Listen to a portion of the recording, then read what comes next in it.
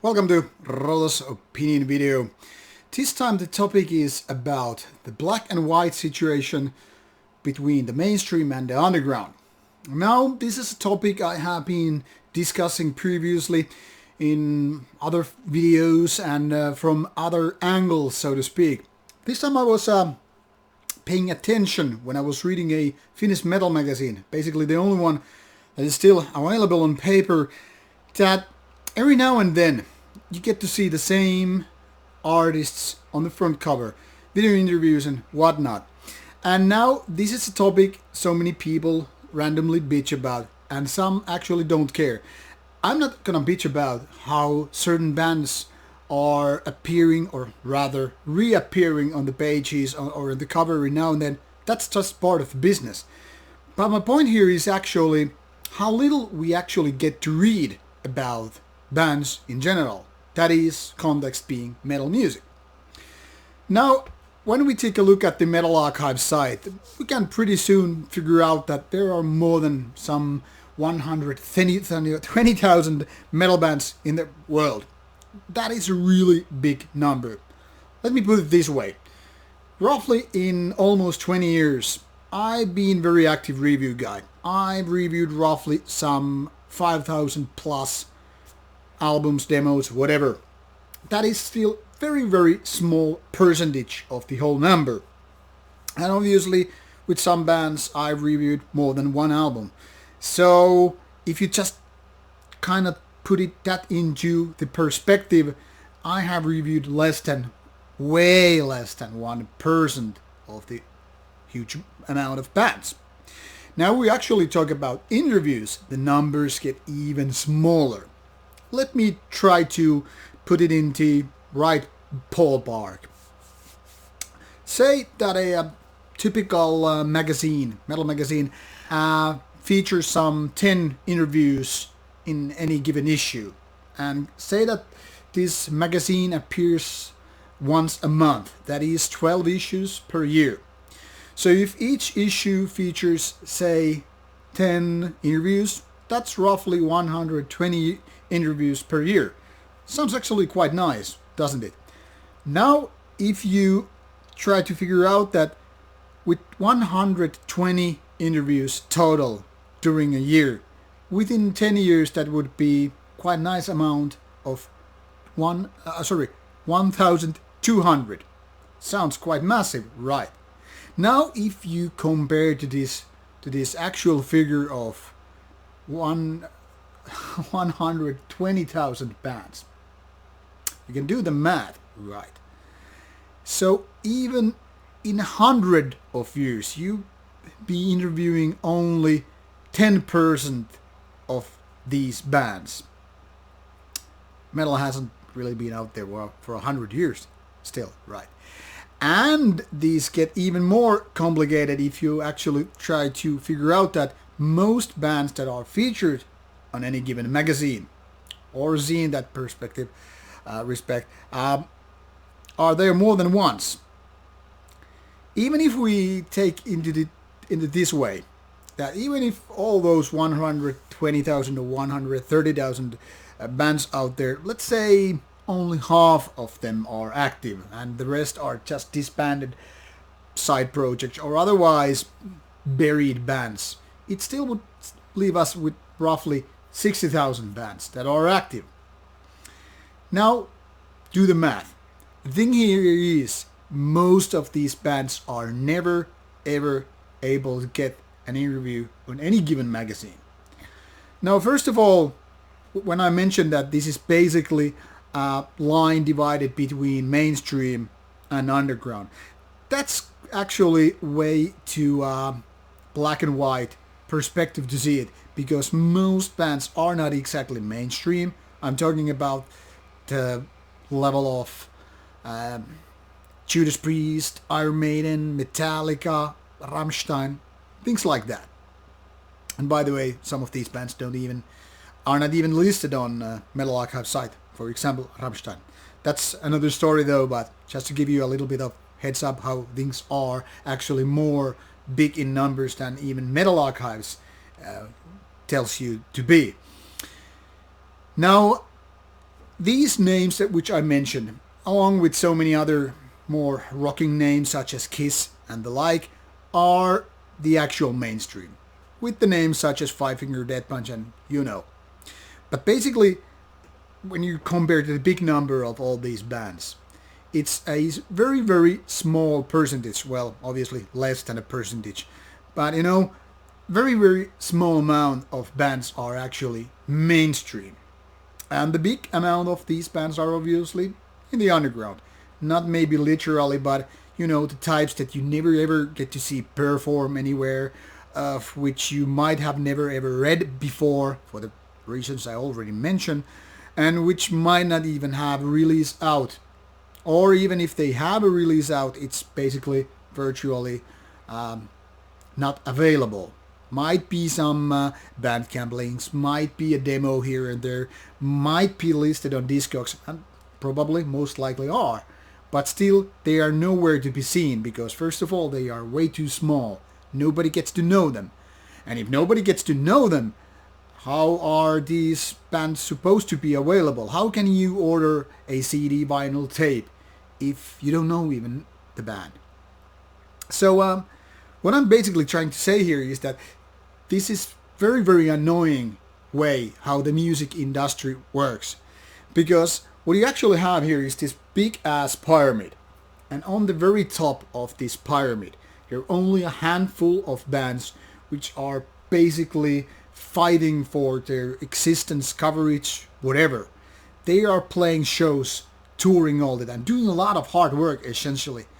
And it's not like given like that they are there. I mean, bands like Metallica or Iron Maiden or whoever didn't reach the top just because they were like, I don't feel like working, I don't feel like playing. They had to be working all the time.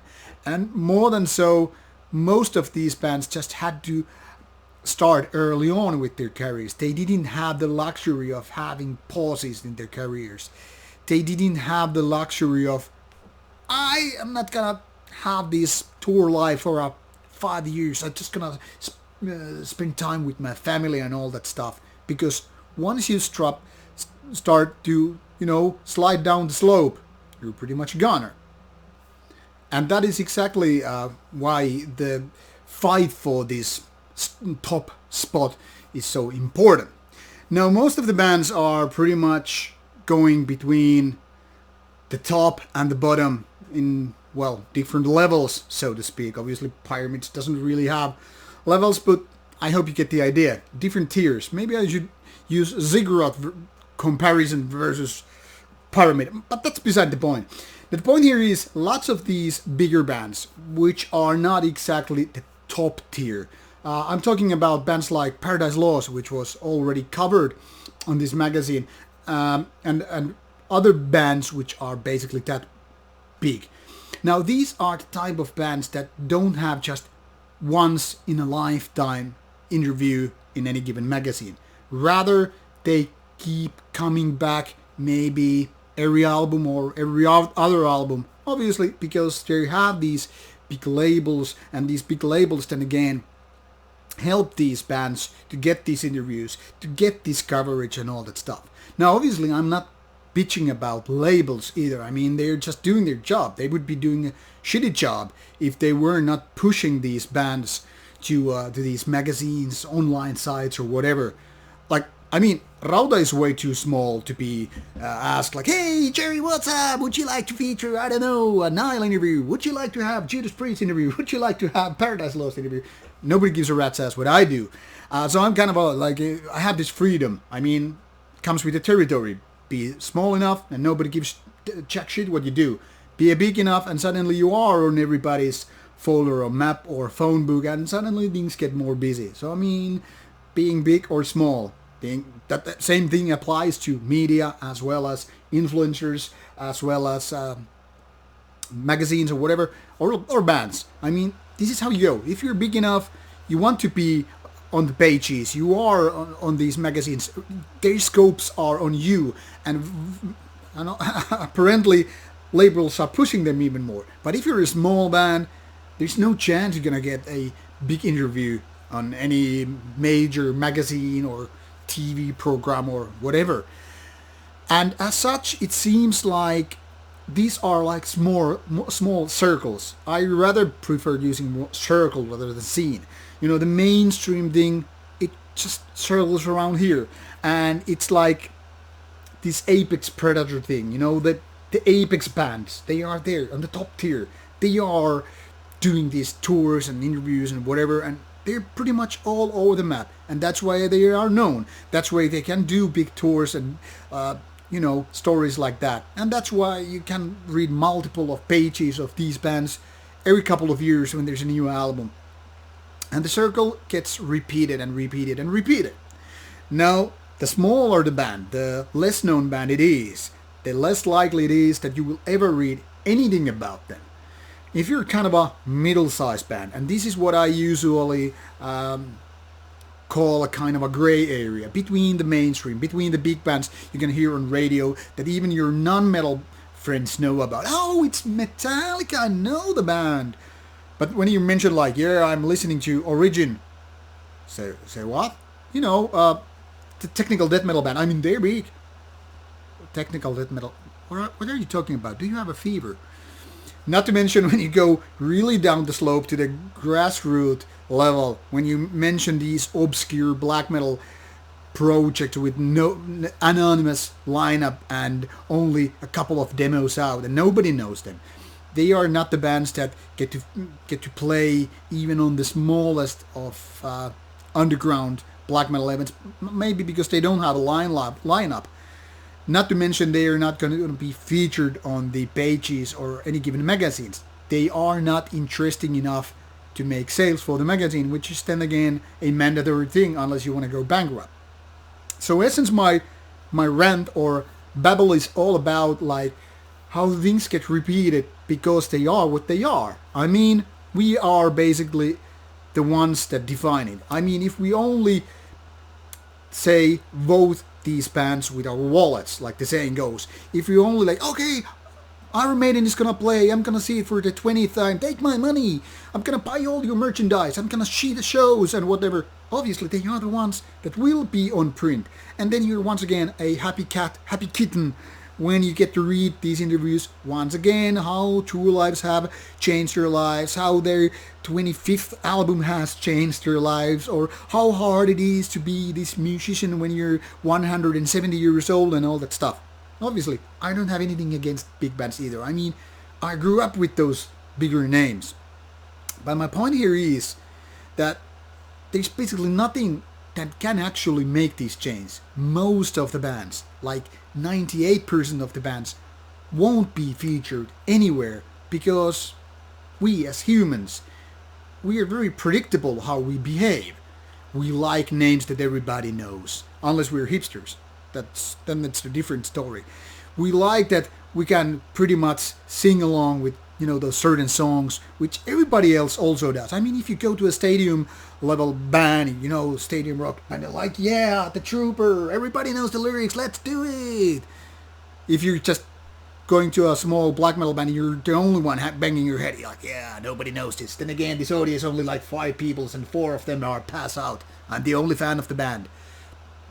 It has a certain kind of trick, but obviously when you have those bands, not even promoters are interested to pay them to come to play, because after all, we all have bills to pay.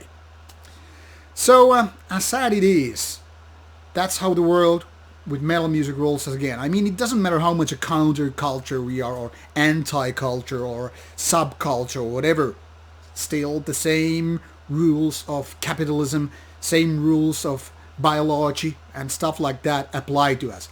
We might be showing the middle finger about them Kardashians, like, oh, they're worth nothing. Why people even watch them? And still, we get to see those shows and read the magazines with only the bigger bands. What's the point of my rant then? There is no real point except that nothing's really gonna change, because what we are is what we are. Whereas I hope that I could, interview personally as many bands as possible. But it's not so much about I want to feature only the bands you don't know. That would be a kind of a stupid, right? Just because everybody else is doing everything else, I would go for these bands. But then again, I see the same pattern here. For example, if I do a Norwegian black metal band interview, Mayhem or Carpathian Forest, stuff like that, or bands like Marduk from Sweden, the numbers are relatively high with the interviews, because they have this big following. Then again, if I pick just a random underground band nobody knows of, suddenly I see nowhere near these cult black metal people seeing these interviews. Because they are the ones that probably type online how much cult they are, how much they do cult following. But let's be honest about it. If you're a bigger band, you get more pairs of eyes checking out these interviews or review videos as well. If I review a band that nobody knows about, only a few people watch it. Why? Because they don't know the band. Why would they be interested? If I, for some reason, review album by Batushka or I review some Mayhem album, suddenly there are way bigger amounts of people checking out the interview, even though they are the same people that are anyway gonna listen to this album. So see the pattern here. It doesn't matter if there is a new band, a new album with unknown artist doing stuff. People don't really care. We are kind of like monkeys. We like what we know. And if monkey spots a banana, he's a fucking happy monkey. Pardon my French. So that's how it goes. Most bands never see any kind of coverage. And even if they see, it will be some unmainstream, small underground website that is gonna cease to exist in a couple of years. That's how it goes. So, want to make a difference? Do something about it. Enlighten yourself about these less known bands. Enlighten yourself about these underground bands. Go for the upstream versus downstream. Don't be a mainstreamer. Do the underground. Support it, hype it, do what you have to make it worthwhile. Instead of having this one precious band or as your own so that nobody ever has heard it. Spread the good message. Spread the law, like they say. And maybe someday you will see your favorite underground artist in a magazine with a good interview instead of a couple of lines like saying like, hey, these guys are out with a new album, check it out, and that's it. Anyway, that's my rant of the day. Have a good weekend.